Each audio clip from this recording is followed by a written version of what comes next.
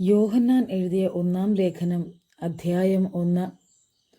ആദിമുതലുള്ളതും ഞങ്ങൾ കേട്ടതും സ്വന്ത കണ്ണുകൊണ്ട് കണ്ടതും ഞങ്ങൾ നോക്കിയതും ഞങ്ങളുടെ കൈ തൊട്ടതും ആയ ജീവന്റെ വചനം സംബന്ധിച്ച് ജീവൻ പ്രത്യക്ഷമായി ഞങ്ങൾ കണ്ട് സാക്ഷീകരിക്കുകയും പിതാവിനോട് കൂടെയിരുന്ന് ഞങ്ങൾക്ക് പ്രത്യക്ഷമായ നിത്യജീവനെ നിങ്ങളോട് അറിയിക്കുകയും ചെയ്യുന്നു.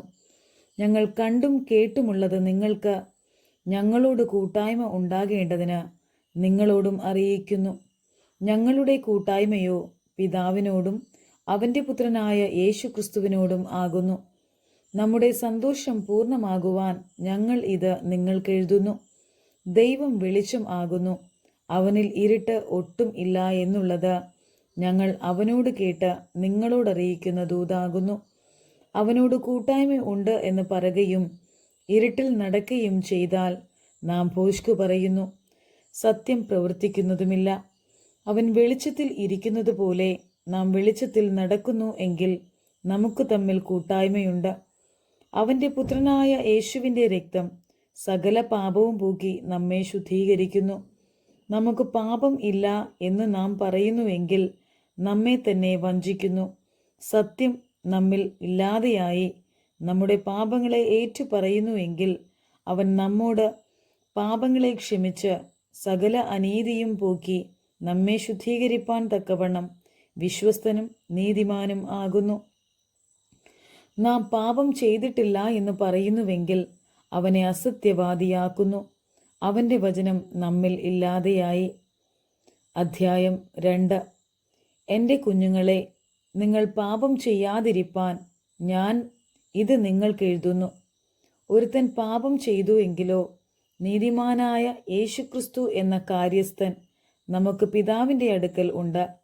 അവൻ നമ്മുടെ പാപങ്ങൾക്ക് പ്രായശ്ചിത്തം ആകുന്നു, നമ്മുടേതിന് മാത്രമല്ല സർവ്വലോകത്തിൻ്റെ പാപത്തിനും തന്നെ. അവൻ്റെ കൽപ്പനകളെ പ്രമാണിക്കുന്നു എങ്കിൽ നാം അവനെ അറിഞ്ഞിരിക്കുന്നു എന്ന് അതിനാൽ അറിയുന്നു. അവനെ അറിഞ്ഞിരിക്കുന്നു എന്ന് പറയുകയും അവൻ്റെ കൽപ്പനകളെ പ്രമാണിക്കാതിരിക്കുകയും ചെയ്യുന്നവൻ കള്ളൻ ആകുന്നു, സത്യം അവനിലില്ല. എന്നാൽ ആരെങ്കിലും അവൻ്റെ വചനം പ്രമാണിക്കുന്നു എങ്കിൽ അവനിൽ ദൈവസ്നേഹം വാസ്തവമായി തികഞ്ഞിരിക്കുന്നു. നാം അവനിൽ ഇരിക്കുന്നു എന്ന് ഇതിനാൽ നമുക്കറിയാം. അവനിൽ വസിക്കുന്നു എന്ന് പറയുന്നവൻ അവൻ നടന്നതുപോലെ നടക്കേണ്ടതാകുന്നു.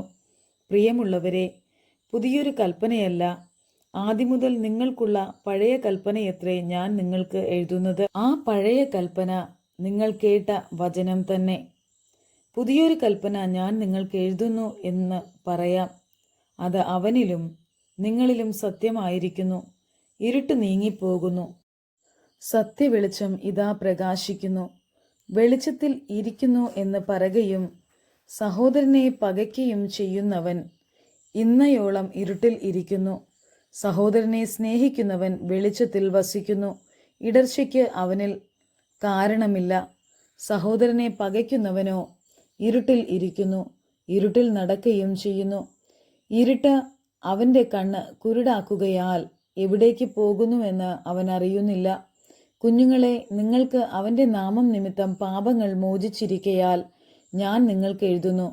പിതാക്കന്മാരെ, ആദിമുതലുള്ളവനെ നിങ്ങൾ അറിഞ്ഞിരിക്കയാൽ നിങ്ങൾക്ക് എഴുതുന്നു. ബാല്യക്കാരെ, നിങ്ങൾ ദുഷ്ടനെ ജയിച്ചിരിക്കയാൽ നിങ്ങൾക്ക് എഴുതുന്നു. കുഞ്ഞുങ്ങളെ, നിങ്ങൾ പിതാവിനെ അറിഞ്ഞിരിക്കയാൽ ഞാൻ നിങ്ങൾക്ക് എഴുതിയിരിക്കുന്നു. പിതാക്കന്മാരെ, ആദിമുതലുള്ളവനെ നിങ്ങൾ അറിഞ്ഞിരിക്കയാൽ ഞാൻ നിങ്ങൾക്ക് എഴുതിയിരിക്കുന്നു. ബാല്യക്കാരെ, നിങ്ങൾ ശക്തരാകയാലും ദൈവവചനം നിങ്ങളിൽ വസിക്കയാലും നിങ്ങൾ ദുഷ്ടനെ ജയിച്ചിരിക്കയാലും ഞാൻ നിങ്ങൾക്ക് എഴുതിയിരിക്കുന്നു. ലോകത്തെയും ലോകത്തിലുള്ളതിനെയും സ്നേഹിക്കരുത്. ഒരുവൻ ലോകത്തെ സ്നേഹിക്കുന്നു എങ്കിൽ അവനിൽ പിതാവിൻ്റെ സ്നേഹം ഇല്ല.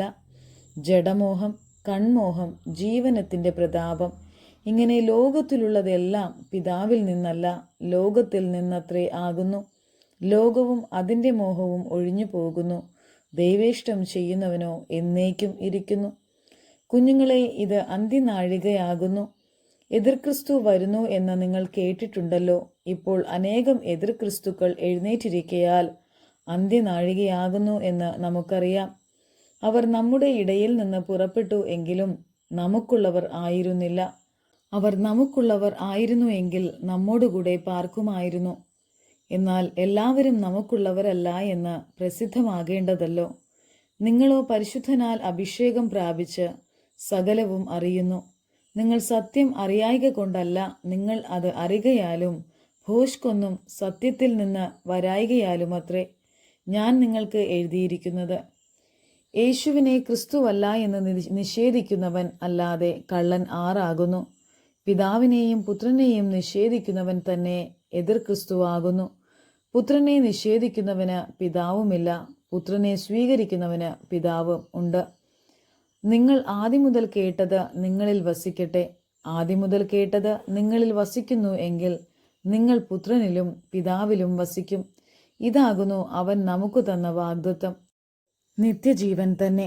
നിങ്ങളെ തെറ്റിക്കുന്നവരെ ഓർത്ത് ഞാനിത് നിങ്ങൾക്ക് എഴുതിയിരിക്കുന്നു. അവനാൽ പ്രാപിച്ച അഭിഷേകം നിങ്ങളിൽ വസിക്കുന്നു. ആരും നിങ്ങളെ ഉപദേശിപ്പാൻ ആവശ്യമില്ല. അവൻ്റെ അഭിഷേകം തന്നെ നിങ്ങൾക്ക് സകലവും ഉപദേശിച്ചു തരികയാലും അത് ഭോഷ്കല്ല, സത്യം തന്നെ ആയിരിക്കയാലും അത് നിങ്ങളെ ഉപദേശിച്ചതുപോലെ നിങ്ങൾ അവനിൽ വസിപ്പിൻ.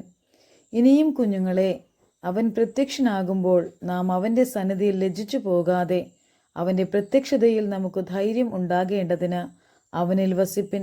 അവൻ നീതിമാൻ എന്ന് നിങ്ങൾ ഗ്രഹിച്ചിരിക്കുന്നു എങ്കിൽ നീതി ചെയ്യുന്നവനൊക്കെയും അവനിൽ നിന്ന് ജനിച്ചിരിക്കുന്നു എന്ന് നിങ്ങൾ അറിയുന്നു.